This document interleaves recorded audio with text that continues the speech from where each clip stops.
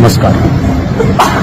મારી વિધાનસભાના તમામ નાગરિકો અને આગેવાનોને જણાવવાનું છે, જે પ્રકારે પંચાયતોના ઇલેક્શન નજીક આવી રહ્યા છે ત્યારે મારી પંચાયત એટલે કે મારી વિધાનસભાની પંચાયતોમાં જ્યાં ઇલેક્શનો છે અને તે પંચાયતો સમરસ થશે તે તમામને સરકારી સહાય તો મળતી જ હોય છે. સમરસ પંચાયતોને પણ વધારાની ગ્રાન્ટ સ્વરૂપે વિકાસના કામો થાય તે માટે જે પંચાયતો સમરસ થશે તે પંચાયતોને મારી ગ્રાન્ટમાંથી એટલે કે ધારાસભ્યની ગ્રાન્ટમાંથી 10 લાખ રૂપિયાની ગ્રાન્ટનો અલગથી ફાળવણી કરીશ.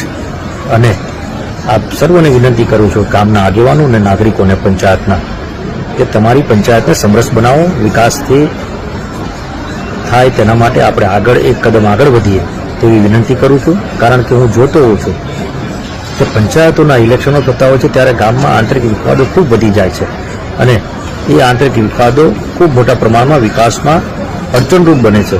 ત્યારે તમામ આગેવાનો અને ગ્રામ પંચાયતોના નાગરિકોને વિનંતી કરું છું કે મારી વિધાનસભામાં આવતી તમામ પંચાયતો અને ગુજરાતની તમામ પંચાયતોના જ્યાં ઇલેક્શનો છે ત્યાં તે લોકોને પણ વિનંતી કરું છું કે સમરસ પંચાયત બનાવો તેવી વિનંતી. અને મારી વિધાનસભાના તમામ પંચાયતો જે સમરસ થાય તે પંચાયતોને 10 લાખ રૂપિયાની હું ગ્રાન્ટની ફાળવણી કરીશ. તે ધ્યાન ઉપર લેવા વિનંતી.